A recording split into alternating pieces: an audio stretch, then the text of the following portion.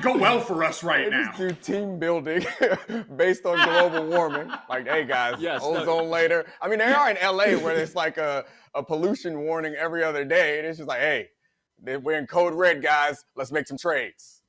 No, Sean McVay has a photographic memory vault for football plays and also all of the wildfires in Los Angeles. And he's like, guys, I know how this is going to go. We need to go all in right now. And so, yes, a second and third round pick in the 2022 draft. Is the Broncos' end of this equation even interesting to you guys? Because it feels like the Broncos,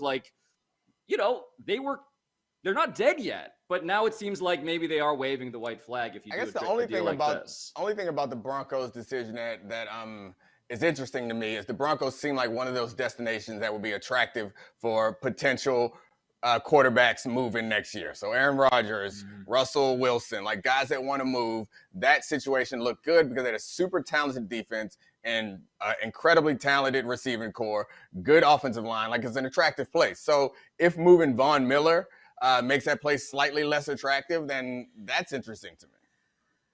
Well, I also think this is something that goes back to the offseason because we weren't sure Von Miller was going to be back here to start the year in Denver. Right. There had been a lot of talk about them moving on from him before the season started. And so this could be like, because I based this off a text message that I got from Jason Fitz. So if the information's wrong, it's his fault and not mine. That apparently the Broncos are going to be paying his salary through the end of this too. So for them, this is maybe this is a doing right by Von Miller thing. You've got an uncertain future because you're betting on the potential of, hey, maybe a quarterback chooses to come over, or maybe we just continue to be one of those teams that can't evaluate that position well enough for a guy in the twilight of his career who's trying to latch onto this Rams team that might beat the sun swallowing up the earth and get the Super Bowl before that happens.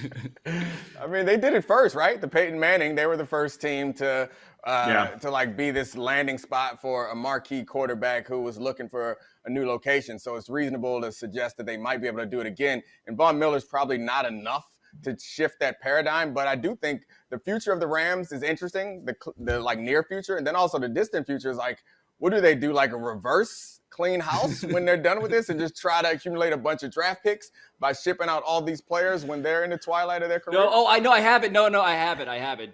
Sean McVay is not only foreseeing like some sort of alien invasion that destroys the city of Los Angeles, he will himself act like an alien invader. He's just going to move from franchise to franchise, depleting all of the resources of their planet, and then just keep on doing that until he makes his way through the NFL universe. Enormous parasite, Sean McVay. I like it. I mean, wow.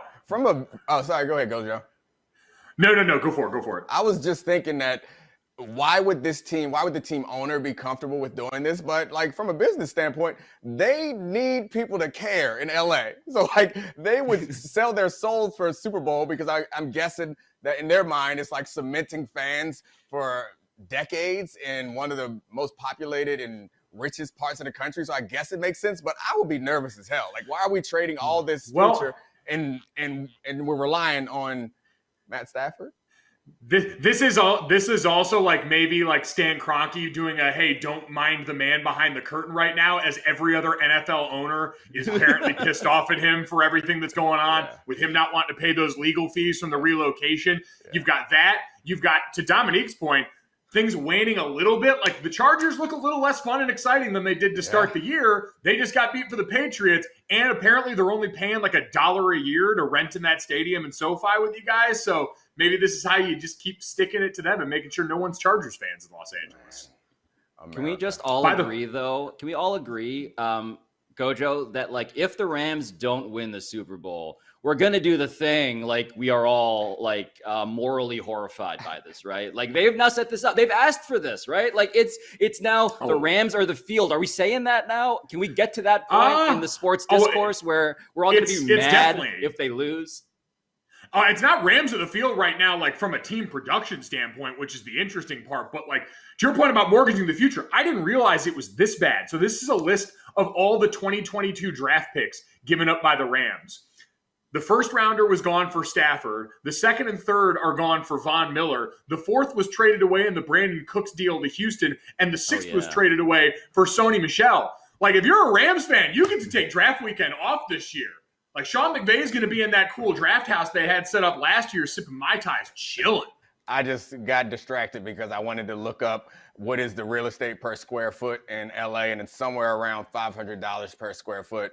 And apparently they're getting a deal. They're getting a deal at SoFi. I get a nice little deal there because they're paying $1. Oh gosh, America.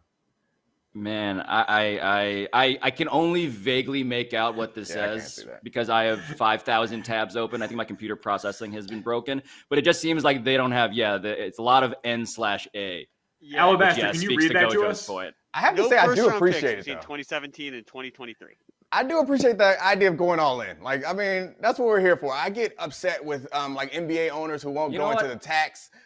Teams who are like the Bengals historically, like they only have scouts for their area around them, and they have like a cheap facility, and like I get annoyed with those teams who seem like they are in this business to be in the business when this feels like something that you should do for fun.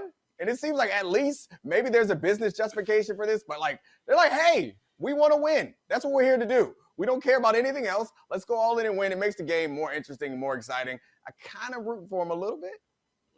Well, no, I mean, because tomorrow is a mystery, yesterday is history, and today is a gift. Gojo, you know, that's why they call it the present. Thanks for watching ESPN on YouTube. For live streaming sports and premium content, subscribe to ESPN Plus.